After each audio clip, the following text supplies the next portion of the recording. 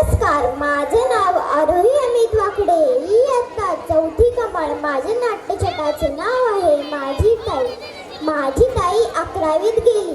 तिला छान छान राहायचं आणि मेकअप करायचं वेडच लागले.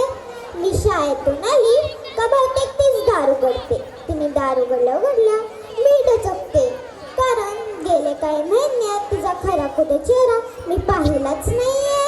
कधी पांढरा, कधी पिवळा, कधी नारंगी, कधी चॉकलेटी, नुसतं थालीपीठ थापलेलं असतं.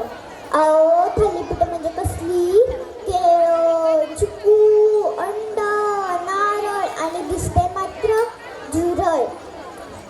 आमची ताई इतक्या वेळा केस विंचरते की आम्हाला वाटतं एक एक केस सेपरेट विंचरते. आणि कोणतं तरी पाठ केलेलं गाणं म्हणते, दिसला ग बाई दिसला, दिसला ग बाई दिसला, मला बघून निघाला आता हसला. आमची ताई कॉलेजला जाताना किमान 4-5 ड्रेस तरी लावून बघते. आणि जो तिला आवडेल, म्हणजे तिच्या मते हा असतो तो तर बेकारच, पण तो ती घालते. त्याच्यात 50 कलर असतील तर 50 कलरच्या बांगड्या घालते. मॅचिंग कानातलं आणि एकदा स्वतःला आरशात निखळून पाहते.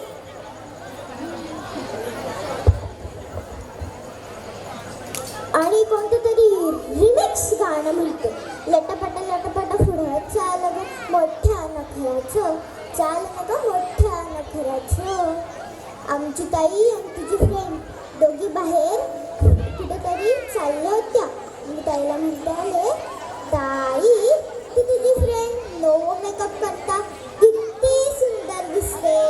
ताई मला फटका लावत म्हणाली, ती माझी मैत्रीण नाही, तो माझा मित्र आहे.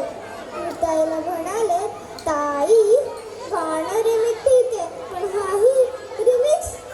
मला ताईला एकच सांगावं असं वाटतं, ताई तू मुळात सुंदर आहेस, पण देवाने दिलेला एकच चेहऱ्यावरचा दुसरा दागिना तू चेहऱ्यावरती घाल, तू कायम सुंदर दिसेल. धन्यवाद.